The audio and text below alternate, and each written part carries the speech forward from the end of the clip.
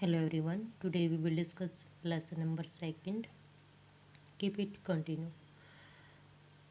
Last day we discussed about federalism in India and today we discuss how is federalism practice कि जो संघवाद है इसकी व्यवस्था कैसे की जाती है। जो हमारा कॉन्स्टिट्यूशनल प्रोविजन है यानी संवैधानिक प्रावधान are necessary for the success of federalism. संघवाद की सफलता के लिए जो संविधान होता है उसमें जो है टाइमली चेंज होना भी आवश्यक है। उसमें कुछ विशेष ऐसे प्रावधान किया गए हैं but there are not sufficient, लेकिन वही काफ़ी नहीं है। If the federal experiment has succeeded in India, यानी भारत में अगर संघवाद सफल है, इट इज़ नॉट मेयरली, यह केवल इसलिए नहीं because of the clearly laid out constitutional provision कि यह पूरी तरह से किस पर, संवैधानिक प्रावधान पर आधारित। The real success of federalism in India, Bharat में संघवाद की जो सफलता है can be attributed to the nature of democratic politics in our country. Bharat में हम जो लोकतांत्रिक सिस्टम हम फॉलो करते हैं उस पर डिपेंड करता है कि हमारे यहाँ पर जो संघवाद है वो सफल है। क्योंकि जो डेमोक्रेटिक कंट्रीज़ हैं वहाँ पर लोगों को विशेष राइट दिए जाते हैं, जैसे कि right to vote, equality, dignity, freedom, ये सारे इसके डेमोक्रेटी के पार्ट हैं। This ensured that the spirit of federalism, और इसी को क्या कहा जाता है, संघवाद की आत्मा, रिस्पेक्ट फॉर डाइवर्सिटी। अब इंडिया में क्या है, diversity, language, religion, caste, so many diversity but we are in unity and desires for living together. और हम सभी क्या चाहते हैं, किसी भी उद्योग, कंपनी, इंस्टीट्यूशन को देखोगे तो वहाँ पर डिफरेंट रिलीजियन, कास्ट के लोग आपको मिलेंगे काम करते हुए। बिकेम शेयर्ड आइडियाज़, अब जब हम इकट्ठा काम करते हैं तो इट मीन्स हमारे डिफरेंट व्यूज़ जो हैं वो एक दूसरे के सामने आएंगे और हम उनको समझते हैं। First is that linguistic state, भाषीय राज्य। एज यू नो कि इंडिया में 22 लैंग्वेज जो हैं वो हमारे कॉन्स्टिट्यूशन में राइट डाउन की गई है, संवैधानिक मान्यता उनको प्राप्त है। The creation of linguistic state was the first and a major test for democratic politics in our country. आज़ादी के बाद जो हमारे सामने समस्या थी कि जो स्टेट थे उनमें लैंग्वेज, भाषा को लेकर इशू हुए, लड़ाई हुई, कन्फ्लिक्ट हुए, और ये हमारी लोकतांत्रिक राजनीति के लिए एक बहुत ही बड़ा टेस्ट रहा, परीक्षण रहा। और जितने भी आज तक आप देखोगे, एक स्टेट से दो स्टेट, हरियाणा पंजाब को देखो, महाराष्ट्र को देखो, उधर तेलंगाना और आंध्र प्रदेश को देखो, तो ये सभी स्टेट कैसे हैं, लैंग्वेज के आधार पर डिवाइड हुए। Political map of India when it began its journey as a democracy, यानी जो हमारा पॉलिटिकल मैप ये है 1947 का, जो डिवाइडेड था बट इसको एक यूनिटी में लेकर आए। एंड ये है हमारा एट प्रेजेंट का मैप। एट प्रेजेंट का नहीं, 2013 का है, बट यहाँ हमने इसको भी 2 पार्ट में डिवाइड कर लिया, जम्मू कश्मीर को। ये वाला जम्मू है and this one is Ladakh. UT बन चुके हैं ये new. Many old state have been and many new state have been created. बहुत सारे जो पुराने स्टेट थे वो क्या हुए हैं, टूटे हैं, नए स्टेट बने हैं। Area boundaries name of the state have been changed, तो उनकी बाउंड्री और उनके जो ओल्ड नेम थे वो चेंज हुए हैं। 1947 में जो boundary of several old state of India were change in order to create new state. Boundary क्यों चेंज की गई, एक राज्य से दूसरा राज्य बनाया गया इसलिए। This was done to ensure that people who spoke same language live in this same state. और ये बाउंड्री कैसे कि भी उनके कुछ कस्टम, रीति रिवाज, लैंग्वेज ये क्या है, मिलते होंगे, तो उसको एक बाउंड्री में बाउंड कर दिया गया पहचान के लिए। Some state were created not on the basis of language but to recognize difference based on culture, ethnic and geography.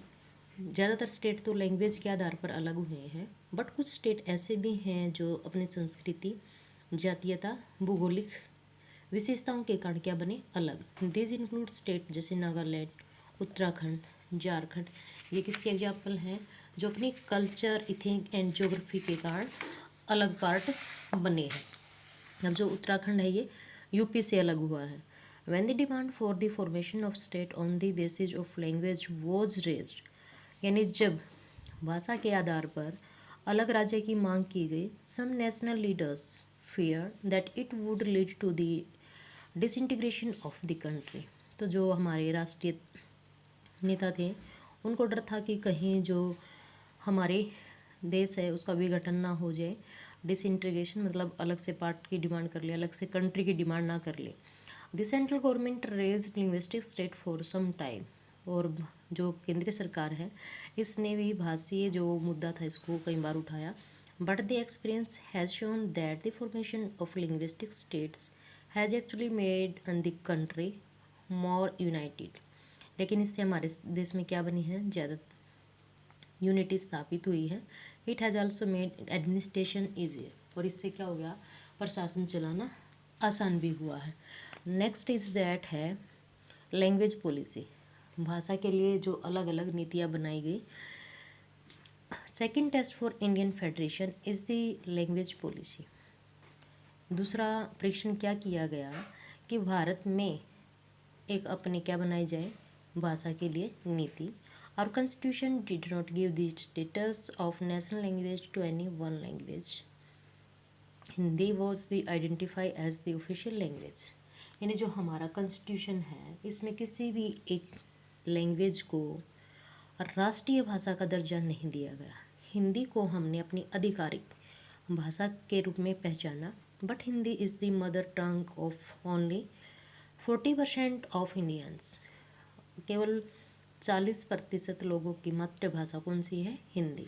Therefore there were many safeguard to protect other language. तो दूसरी भाषाओं को बचाने के लिए भी अलग अलग तरीके अपनाए गए। Beside Hindi there are 22 other language, यानी बिसाइड हिंदी तो 21 others language recognised as schedule language. तो जो हमारी 22 भाषाएं हम स्टडी करते हैं, जो हमारी अनुसूची भाषाएं हैं जिनका वर्णन संविधान में किया गया है, तो वो 22 हैं। अगर हिंदी को अलग से काउंट करें तो 21 रहेंगी। और candidate in an examination conduct for the central government, अगर कोई व्यक्ति क्या देता है, एग्ज़ाम देता है, सेंट्रल गवर्नमेंट ने उसको कंडक्ट किया है, तो उसको हर भाषा लैंग्वेज में क्या मिलेगा, वो पेपर। लेकिन शर्त क्या रहेगी कि उसने उस लैंग्वेज को उसमें फील किया होगा। State to have their own official language, सभी राज्यों की मोस्टली अपनी क्या है, आधिकारिक भाषा रहेगी। Much of government work take place in the official language of the concern state. ज़्यादातर जो राज्य हैं वो उसी भाषा में अपना काम करते हैं जो उस स्टेट ने उसको स्वीकार किया है, कंसर्न स्टेट जो उनकी अपनी राज्य की भाषा है।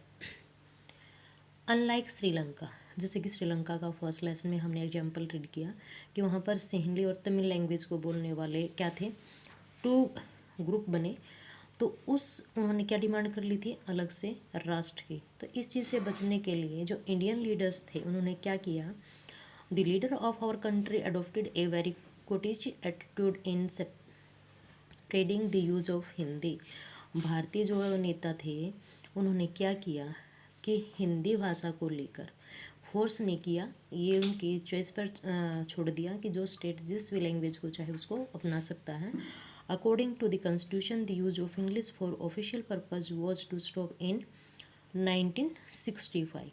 और हमारे संविधान में ये भी वर्णन किया गया है कि जो इंग्लिश है इसको 1965 तक ही आधिकारिक भाषा के रूप में प्रयोग किया जाएगा, फिर हिंदी को अडोप्ट। लेकिन वोट बैंक के लिए कोई भी लीडर्स, कोई भी पार्टी उसको आज भी ख़त्म करने में सफल नहीं हुई है। However many non Hindi speaking state demand that the use of English continue. बहुत से ऐसे राज्य भी हैं जहाँ पर हिंदी नहीं बोली जाती और वह इंग्लिश को क्या करते हैं, prefer. Nagaland like that, Kerala भी also. In Tamil Nadu this movement took a violent form, और तमिलनाडु में इसको क्या है, बहुत बड़ा आंदोलन हुआ। Central government respond by agreeing to continue the use of English. तो ऐसे स्टेट को जो हमारी सेंट्रल गवर्नमेंट है परमिशन दी कि वो जिस लैंग्वेज को चाहे, हिंदी या इंग्लिश, उसको अपना सकते हैं। Many criticise think that this solutions favoured the English.